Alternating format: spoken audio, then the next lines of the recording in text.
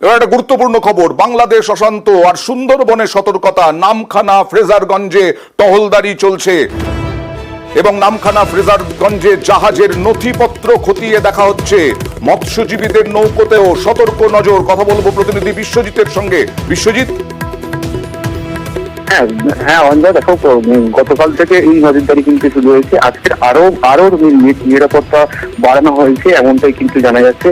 যেটা নামখানা যে হাটানিয়া দোয়ানিয়া নদী, এটা একটি আন্তর্জাতিক জলপথ, অর্থাৎ বাংলাদেশি বার্জ গুলো এই জলপথ দিয়ে কিন্তু কলকাতার দিকে আসে এবং এই জলপথ গুলোতেও কিন্তু যেটা উপকূলরক্ষী বাহিনী, ভারতীয় উপকূলরক্ষী বাহিনী কিন্তু আজকে সকাল থেকে যেটা দেখা গেল, এই হাটানিয়া দোয়ানিয়া নদীতে কিন্তু তারা লক্ষ্য নজর বাড়িয়েছে। তারা কিন্তু যে মৎস্যজীবী ট্রলার থেকে শুরু করে বার্জ যেগুলো রয়েছে, তারা কতজন রয়েছে, তাদের যে কাগজপত্র, এই সমস্ত জিনিস কিন্তু খতিয়ে দেখা হচ্ছে। তার পাশাপাশি যে ফ্রেজারগঞ্জ উপকূল থানা রয়েছে, ফ্রেজারগঞ্জ উপকূল থানার তরফ থেকে কিন্তু ফ্রেজারগঞ্জের যে একদম সমুদ্র উপকূলীয় যে এলাকাগুলি রয়েছে সেখানেও কিন্তু তল্লাশি অভিযান চালানো হচ্ছে। তারাও কিন্তু ওই যে ট্রলার এবং মৎস্যজীবী যারা সমুদ্র থেকে মাছ ধরে ফিরছে তাদেরকে কিন্তু জিজ্ঞাসাবাদ করছে। একেবারে বলা যায় সুন্দরবন পুলিশ জেলার পক্ষ থেকে যে উপকূলীয় এলাকাগুলি রয়েছে সেখানেও যেমন নজরদারি চলছে এবং ভারতীয় উপকূল রক্ষী বাহিনীর তরফ থেকেও কিন্তু একইভাবে নজরদারি চালানো হচ্ছে।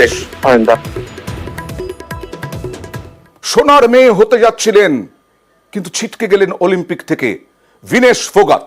কেন? একটা ছোট্ট ব্রেকের পর। এদেশের অনেকের আত্মীয় থাকেন বাংলাদেশে তারা আসতে পারছেন না এদেশে, আবার বাংলাদেশে গিয়েছিলেন বেড়াতে, এরকমও মানুষজন আছেন। তারা এখানে এসে স্বস্তির নিঃশ্বাস ফেলছেন। যেমন ঠাকুরনগরের বিউটি দাস, তিনি এসেছেন এদেশে, ফিরে স্বস্তির নিঃশ্বাস ফেলছেন। আতঙ্ক নিয়ে অবশেষে দেশে ফিরলেন। আপনি 5 তারিখ সোমবার দিন ভারত থেকে বাংলাদেশে যান, তারপর কি কি অভিজ্ঞতা আপনার সঙ্গে হলো? আমি গেলাম, এবার তো কোনো গাড়ি ঘোড়া কিছু পেলাম না, তবুও ওই আমাদের এখানে আছে টোটো বলে, ওই টোটো রিজার্ভ করে যেতে যেতে মানে প্রচুর মারামারি। এবার তো আমারই তো ভয়, আরো এইখান থেকেও কিছু বাংলাদেশি লোক যাচ্ছিল, ওরাও তো চিল্লি অটোর মধ্যে লেগে গেছে। এবার রাস্তার দুপাশ দিয়ে মানে রামদাও নিয়ে আর ওই বড় মানে লাঠি সুরা নিয়ে মানে ছেলেরা তো আছে, মহিলারা পর্যন্ত। আমি আবার একটু বলতে গেছি, তা অটোওয়ালা বললো যে দিদি আপনি চুপ করে থাকেন। গেলাম, এইবার যশোর যেখানে 8 পুরাই দিল তার পাশে দিয়েই যাচ্ছিলাম। যাওয়ার পরে তো এই 2 দিন খাইও নি, ঘুমাইও নি। আজকে আসার কথা ছিল আপনার ভারতে? না, আমি চলে এলেন কি ভয়ে আসলাম, নিজের প্রাণের ভয়ে চলে আসলাম। যেহেতু এখানে আমার মেয়েরা আছে, ইন্ডিয়ানদের দেখলে পাসপোর্ট নিয়ে নিচ্ছে। এরকম হয়েছে নাকি? হ্যাঁ, ওই জন্য তো পাসপোর্টটা ভয়তে লুকায় নিয়ে এসেছি। তারপরে পয়সা করিও নাকি নিচ্ছিল। এবার আমি দেখে তাই, যাই হোক আমার আর অসুবিধা হয়নি। আমি মানে এরকম ঘুমটা দিয়ে আসতে হলো। হ্যাঁ, ভয়, ঘুম হয়নি প্রায়? না। বাংলাদেশ যাবেন আর? আমরা কথা বলছিলাম, একজন ভারতীয় নাগরিক, তিনি বাংলাদেশে গিয়েছিলেন গত 5 তারিখ, 5, 6 এবং আজ 7 তারিখ সকালবেলা ভোরবেলা চলে এসেছেন। তার কি অভিজ্ঞতা অকপট জানালেন নিউজ 18 বাংলাকে। ক্যামেরায় সুরজ প্রসাদ গুপ্তার সাথে ইরন রায় বর্মা, নিউজ 18 বাংলা, পেট্রাপোল। আর এই বাংলাদেশে অশান্তির জন্য আমাদের এই সীমান্ত যে বাণিজ্য, সেই সীমান্ত বাণিজ্যে বিঘ্ন ঘটেছিল, বিভিন্ন সীমান্তে যাতায়াত বন্ধ হয়ে গিয়েছিল। এই যে মহদীপুর সীমান্ত, মালদার একটা গুরুত্বপূর্ণ জায়গা, সেখান দিয়ে আবার ব্যবসা বাণিজ্য শুরু হলো। কথা বলবো প্রতিনিধি সেবকের সঙ্গে। সেবক, এই সীমান্ত কতটা গুরুত্বপূর্ণ ব্যবসা বাণিজ্যের ক্ষেত্রে? প্রতিদিন কত লরি কি জিনিস নিয়ে যায়? আবার স্বাভাবিক কতটা হলো?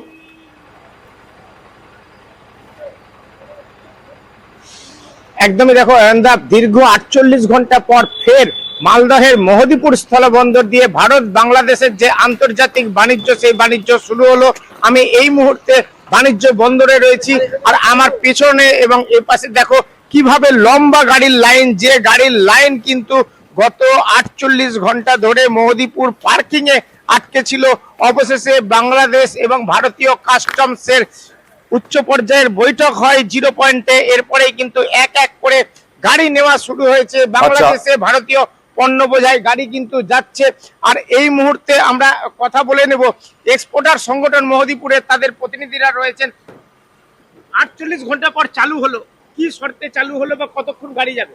আমাদের 2 দেশের যৌথ আলোচনায় বাংলাদেশি কাস্টম, বাংলাদেশে আমাদের ইম্পোর্টার অ্যাসোসিয়েশন এবং বিজেপি, আমাদের ইন্ডিয়ান কাস্টম, বিএসএফ এবং এক্সপোর্টার অ্যাসোসিয়েশন সব যৌথ মিলিয়ে আলোচনার ভিত্তিতে আজ গাড়ি যাচ্ছে। তাতে সকাল থেকে গাড়ি ডিস্টার্ব ছিল, সকাল দুপুর 1টার সময় আমরা শুরু করেছিলাম, তাতে কোনো সমস্যা হয়নি। এবার বিএসএফ একটু প্রবলেম ছিল, তাতেও আলোচনা করে সলভ হয়ে 2টা থেকে গাড়ি যাচ্ছে। কটা পর্যন্ত গাড়ি যাবে এবং কত গাড়ি অপেক্ষায় আমাদের গাড়ি 5:30 অবধি যাবে, আমাদের সাথে এটা আলোচনা হয়েছে গাড়ি 5:30 অবধি যাবে। তো তবুও বাংলাদেশের বিকেল 5:30 পর্যন্ত গাড়ি যাবে এবং যা জানছি একদম 350 থমকে থেকে যাওয়ার 400 পরে আবার শুরু হয়েছে পণ্য বোঝাই লরি মহদীপুর সীমান্ত, আরো একটা সীমান্তে চলে যাব চ্যাংরাবান্ধা সীমান্ত। কোচবিহারের চ্যাংরাবান্ধা সীমান্তেও 2 দিন পর এই শুরু হলো ব্যবসা বাণিজ্যের পারাপার, সীমান্ত বাণিজ্য। সরাসরি চলে যাব শুভঙ্করের কাছে। শুভঙ্কর, 2 দিন বন্ধ, এই 2 দিনে কত ক্ষতি হলো এবং এখনো কি স্বাভাবিক পরিস্থিতি হয়েছে?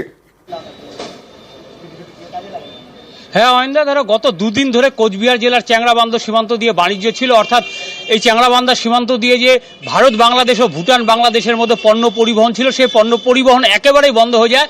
এবং গতকাল বিকেল থেকে কিন্তু এই যে ভারতের যে সমস্ত ব্যবসায়ীরা আছে, এক্সপোর্টার্সরা আছে, তাদের সঙ্গে বাংলাদেশের যারা এক্সপোর্টার্স আছে তারা যোগাযোগ শুরু করে। এরপরই 2 দেশের মধ্যে কথাবার্তা হয় এবং সবুজ সংকেত মেলে। তারপর গতকাল বিকেল থেকে বাংলাদেশে যে ভারতের প্রায় 200-র বেশি ট্রাক আটকে ছিল, সেই ট্রাকগুলো ফিরে আসতে শুরু করে। আজ সকালেও ফিরে আসে এবং পরবর্তীতে দেখা যায় যে ভারতের যে পণ্যবাহী ট্রাকগুলো বাংলাদেশে যেতে শুরু করেছে এবং বাংলাদেশ থেকেও বেশ কিছু পণ্যবাহী ট্রাক সেগুলো বিভিন্ন পণ্য নিয়ে ভারতে এসেছে। মানে আন্তর্জাতিক বাণিজ্যটা, বিশেষ করে ভারত বাংলাদেশ বাণিজ্যটা খুব গুরুত্বপূর্ণ। সেই বাণিজ্য থমকে গেলে পরে বাংলাদেশেরও ক্ষতি, ভারতেরও ক্ষতি।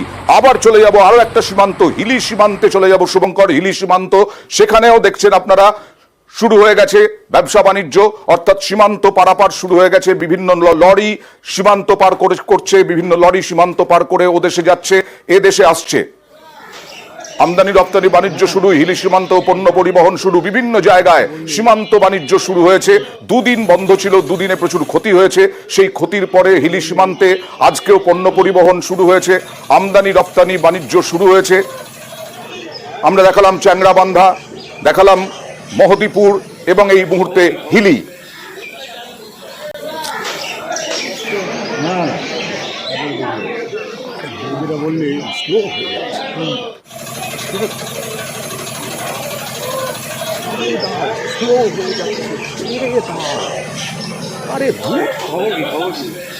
কথা বলবো প্রতিনিধি অনুপের সঙ্গে। হিলি সীমান্ত কি ছন্দে ফিরেছে অনুপ?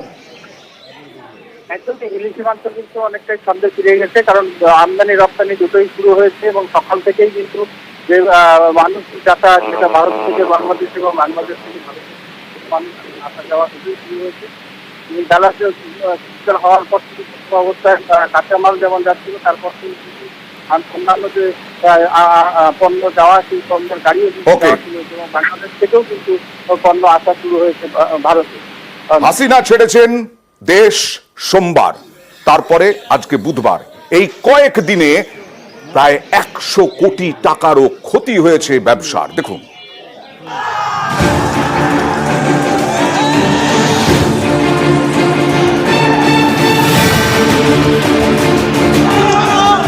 পড়শি দেশ ওপার বাংলা, অগ্নিগর্ভ বাংলাদেশ। বাংলাদেশে অশান্তির প্রভাব পড়েছে সীমান্ত বাণিজ্যেও। পশ্চিমবঙ্গে ভারত বাংলাদেশ সীমান্ত রয়েছে প্রায় 2217 কিলোমিটার। এই সীমান্ত এলাকায় রয়েছে বেশ কয়েকটি স্থল বন্দর। এই স্থল বন্দরগুলিতে আমদানি রপ্তানি প্রায় বন্ধ। পশ্চিমবঙ্গের ব্যবসায়ী সংগঠনগুলির দাবি, এর জেরে গত 3 সপ্তাহে বাংলায় ক্ষতি হয়েছে 100 কোটিরও বেশি। এটা উত্তর 24 পরগনার পেট্রাপোল সীমান্ত। এখানে ব্যবসায়ীরা কার্যত মাছি মারছেন। এপারে পেট্রাপোল, ওপারে বেনাপোল। কয়েকদিন আগে ওই স্থলবন্দর গমগম করত। প্রতিদিন গড়ে 5000-এর বেশি যাত্রী স্থলবন্দর পেরিয়ে যাতায়াত করতেন। এর জন্য গাড়ি ভাড়া করতেন। বৈদেশিক মুদ্রা বিনিময়ের দোকানে ভিড় থাকতো, খাবার দোকানগুলিও থাকতো জমজমাট। এখন কোনো যাত্রীর দেখা নেই, ফলে সীমান্তে ব্যবসা লাটে। আমি ট্যাক্সি চালাই। কি অবস্থা পেট্রাপোল থেকে পেট্রাপোল সীমান্তে এখন আমরা 7 দিন অটোমেটিক বসে আছি। 7 দিনের মধ্যে কোনো ভাড়াপত্র নেই। ওই দেশের উপরে আমাদের নির্ভরশীল। ওই দেশ থেকে কোনো প্যাসেঞ্জার যদি আসে আমরা গাড়ি চালাতে পারি, নাহলে আমাদের বসে থাকতে হয়। যে ক্ষতির মানে পরিমাণ আপনাকে বুঝিয়ে বলা যাবে না। কারণ হচ্ছে যে বাংলাদেশ যাত্রীকে কেন্দ্র করে শুধু আমি মানি এক্সচেঞ্জ ব্যবসায়ী নয়, পেট্রোলের ট্যাক্সি আছে, অটো আছে, বাস আছে এবং মানি এক্সচেঞ্জ আছে এবং আরো অন্যান্য যে সমস্ত সামগ্রিক ব্যবসায়ীরা আছে, প্রত্যেকে সাফার আছে। বাইপাস লাগোয়া মুকুন্দপুর, এখানকার সোনালী পার্কে একের পর এক গেস্ট হাউস। বাংলাদেশ থেকে চিকিৎসা করাতে এসে অনেকেই এইসব গেস্ট হাউসে থাকতেন, এখন সব ফাঁকা। আসে, মোটামুটি আসে, বছরে সবসময় আসতেই থাকে। এখন 5 জন আছে, কমেছে যখন বাংলাদেশে গন্ডগোলটা চলছে বেশ কিছুদিন ধরে, তখন থেকেই কমে গেছে। আসার কথা ছিল 2টো পার্টি, সে 2টো পার্টি আসতে পারলো না। বাজার এখন খারাপ যাচ্ছে একটু। পেশেন্ট পার্টি অনেক কম আসছে গেস্ট হাউসে, এই গত 2-3 দিন থেকে। ভালো পেশেন্ট পার্টি আসতো বাংলাদেশ থেকে, আসে পেশেন্ট দেখাতে আসতো হসপিটালে, এখন কম আসছে। নিউজ 18 বাংলা।